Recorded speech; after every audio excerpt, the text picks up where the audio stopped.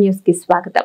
గత 40 సంవత్సరాలుగా గణపతి నవరాత్రి ఉత్సవాలను కనుల పండుగగా నిర్వహిస్తున్న Mandapeta motor mechanical workers association సభ్యులు గణపతి నవరాత్రి ఉత్సవాలు పురస్కరించుకుని 8వ రోజు సాయంత్రం గణేష్ మండపం వద్ద వల్లూరు గ్రామానికి చెందిన హరే శ్రీనివాస భజన బృందంచే చిన్నారులచే కోలాట నృత్యాలు కనుల పండుగగా నిర్వహించారు. మండపేట పట్టణంలో గణపతి నవరాత్రి ఉత్సవాలు గత 40 సంవత్సరాలుగా కనుల పండుగగా కలిసికట్టుగా నిర్వహిస్తున్న Mandapeta the motor mechanical workers association సభ్యులు ఈ సంవత్సరం గణపతి నవరాత్రి ఉత్సవాలు పురస్కరించుకుని 8వ రోజు సాయంత్రం గణేష్ మండపం వద్ద కోలాట నృత్యాలతో సాంస్కృతిక కార్యక్రమాలు కనుల పండుగగా నిర్వహించారు.